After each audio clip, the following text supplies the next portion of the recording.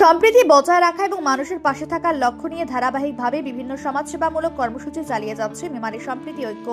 বর্তমানে চলছে পবিত্র রমজান মাস, আর এই মাস শেষ হলে আসে খুশির ঈদ। কিন্তু সমাজের সকল মানুষের পক্ষে সেই আনন্দ সমানভাবে ভাগ করে নেওয়া সম্ভব হয় না। সেই কারণে অসহায় ও দুস্থ মানুষের মুখে হাসি ফোটাতে বিশেষ উদ্যোগ গ্রহণ করে মেমারি সম্প্রীতি ঐক্য। সংগঠনের পক্ষ থেকে প্রথমে দফায় দফায় বহু অসহায় পরিবারের হাতে ইফতার কিট ও ইফতার সামগ্রী তুলে দেওয়া হয়, যা ইতিমধ্যে সফলভাবে সম্পন্ন হয়েছে।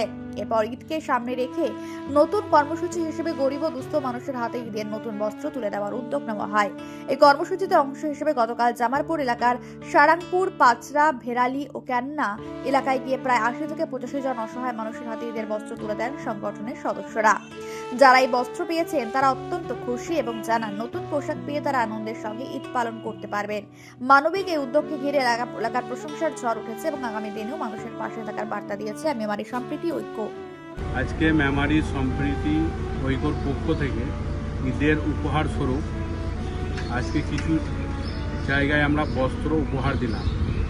আমরা জামালপুর এলাকায়, সারাংপুরে কিছু, পাঁচরায় কিছু এবং ক্যান্না এলাকায় কিছু আমরা বস্ত্র উপহার দিলাম। প্রায় 80 থেকে 85 জনকে আমরা বস্ত্র উপহার দিলাম। আগামী কয়েকদিনও আমরা কিছু জায়গায় ঈদের কিট এবং রোজার কিট পৌঁছে দেবো। মেমারি সম্প্রীতি ঐক্য এইভাবে মানুষের সাথে আছে এবং পাশে থাকবে।